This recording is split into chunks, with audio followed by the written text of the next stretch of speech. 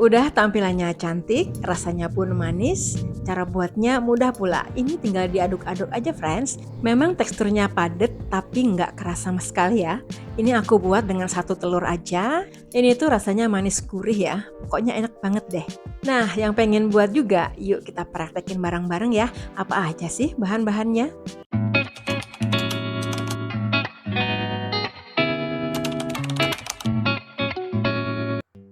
Assalamualaikum, hello friends. Apa kabar hari ini? Alhamdulillah pastinya kabar baik ya. Welcome to my channel. Alhamdulillah kita bisa ketemu lagi meskipun hanya lewat online dan semoga lewat video-videoku bisa terjalin keakraban.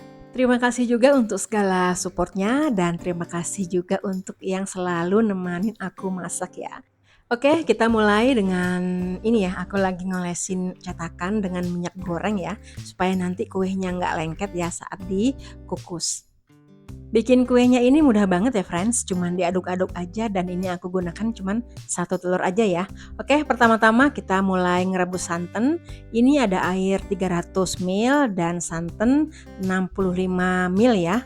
Ini aku pakai santan instan ya. Jadi ini santannya mau aku rebus dulu supaya nanti kuenya nggak mudah basi ya.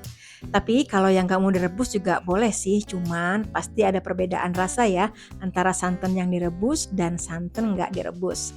Oke, ini aku mulai masak santannya di api sedang aja dan terus diaduk ya supaya nggak pecah santan.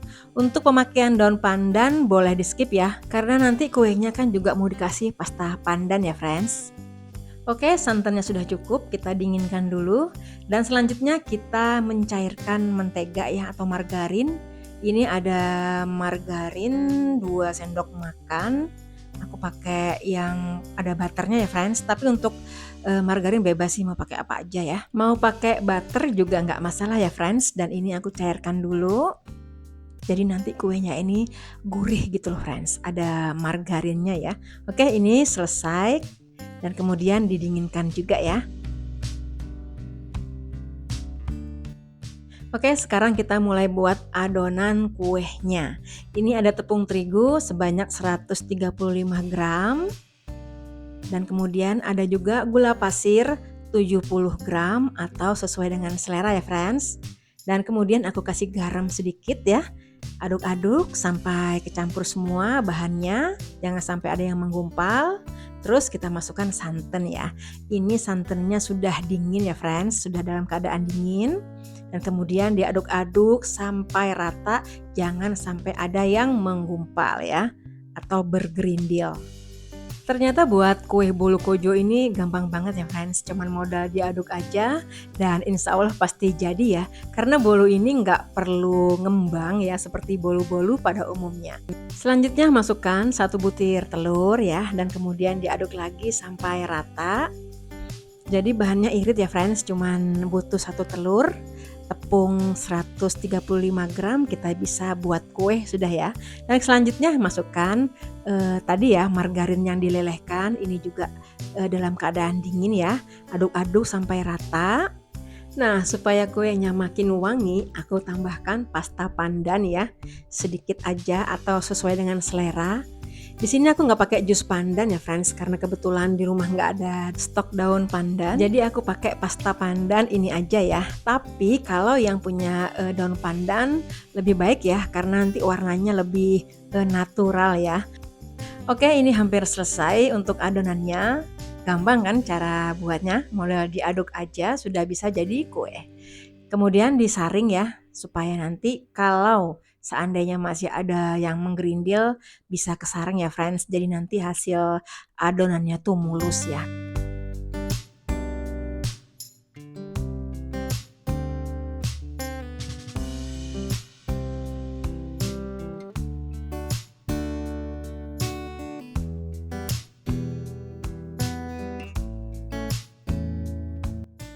Selanjutnya kita mau tuang adonan ke cetakannya.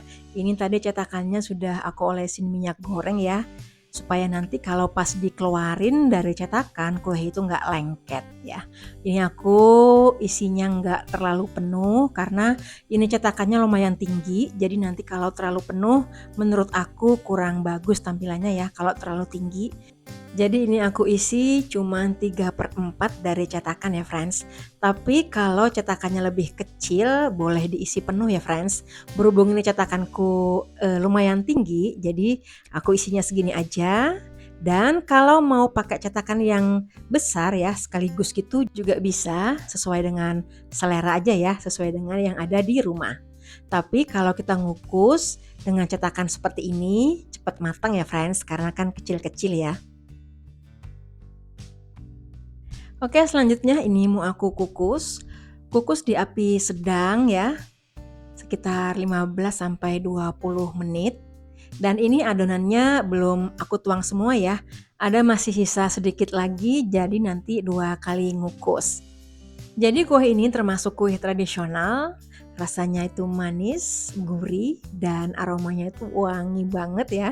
Karena tadi dikasih pasta pandan, kue ini cocok juga untuk snack box, untuk pas ada acara arisan, atau untuk ide jualan ya friends.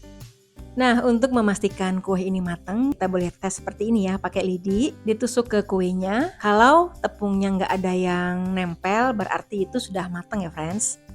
Pas buka pancinya tadi ini, semerbak wangi pandan banget ya, dan ini kelihatannya enak banget sih. Nah, alhamdulillah bolu kojonya sudah matang dan ini sudah anget ya. Mau aku taruh di piring seperti ini. Nih, nah kalau dikasih minyak, cetakannya dikasih minyak, jadi gampang keluarnya friends, nih seperti ini. Nah, maksud aku gini loh, nah jadi ukurannya nggak terlalu tinggi kan, jadi tampilannya lebih cantik. Alhamdulillah bolu kojoku sudah selesai dan seperti ini hasilnya ya. Teksturnya memang padat tapi nggak keras ini friends. Nih aku belah, nah seperti ini dia. Untuk rasanya ini tuh mirip sama kue nona manis ya. Dan ini aku icip. Seperti biasa lah, kalau masak wajibnya nyicip ya. Dan ini enak banget, manis, gurih, pas banget takarannya. Nah, untuk yang masih bingung mau buat cemilan apa atau bingung pilih ide jualan apa, boleh buat bolu kojo ini ya friends, versi mininya jadi ekonomis.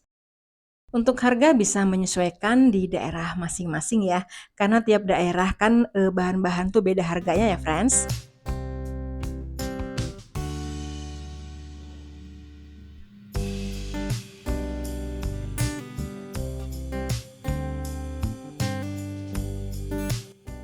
Oke, terima kasih untuk yang sudah menemani aku masak hari ini. Semoga bermanfaat dan semoga suka ya. Untuk resep lengkap sudah aku tulis di deskripsi box ya. Terima kasih juga untuk segala supportnya. Sampai jumpa di video selanjutnya. Assalamualaikum.